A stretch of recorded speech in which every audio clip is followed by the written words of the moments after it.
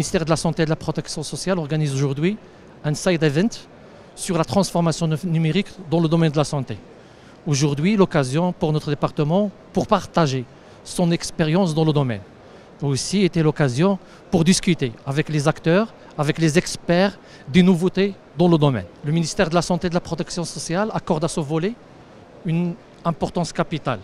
L'objectif est d'assurer aux citoyens marocains une qualité dans l'accès à des soins de qualité répartis de façon homogène sur l'ensemble du territoire national, conformément aux orientations de Sa Majesté le roi Mohamed VI, que Dieu l'assiste, sur la refonte en profondeur de notre système de santé. 4 piliers ont été identifiés. Une, parmi les plus importantes, c'est la digitalisation et la dématérialisation du système d'information au sein de notre département. Le patient marocain va accéder à notre système à travers un circuit bien identifié sur le parcours coordonné de soins et dont le dossier médical partagé est une composante essentielle de ce système.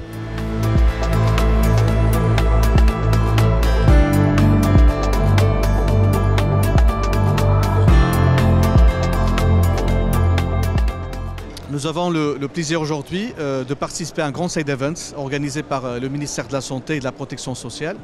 Un side event dans lequel on met en avant l'expérience marocaine sous la vision éclairée de Sa Majesté, que Dieu l'assiste, où il a mis le patient, le citoyen au cœur du dispositif de santé, notamment l'expérience alhamdoulilah réussie des unités médicales connectées qui aujourd'hui est présente sur 50 province, sans unité médicale, presque de 350 000 citoyens qui ont été, je dirais, servis par ces unités médicales.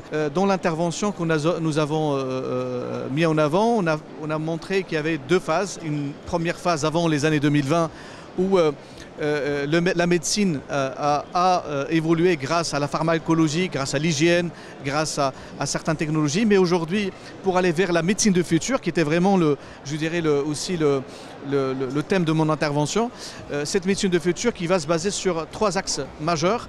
Le premier axe, ce qu'on appelle la médecine des 7P, une médecine préventive, prédictive, participative, planétaire, prouvée. Le deuxième axe, c'est la medtech, avec toutes ces solutions de télémédecine, de IoT, de cloud computing, de IA, etc. Et finalement, la biotechnologie avec la nanotechnologie, nanothérapie. Donc, ce qui fait que ces 3 éléments, la médecine des 7P, la biotechnologie et la medtech, permettront justement d'augmenter l'espérance de vie et surtout de réduire le gap de santé dans le monde entier. Cette médecine du futur aujourd'hui devient la fer de lance de Abba Technologies à travers son pôle Life Science. Ce pôle Life Science, il est structuré autour de 3 éléments. Il y a l'opérateur de santé, donc on est opérateur de santé et c'est là où on intègre cette médecine 7P au quotidien et au jour dans la pratique médicale. Mediot, MedIoT, qui est la partie, je dirais, MedTech, et finalement Sovereignatech, qui est notre, je dirais, fer de lance dans la biotechnologie.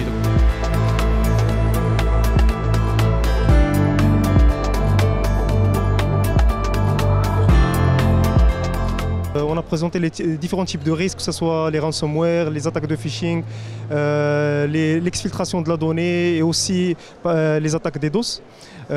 Donc tout cela qui peuvent atteindre la confidentialité, l'intégrité et la disponibilité de la donnée. Donc face à ça, il y a bien sûr des solutions.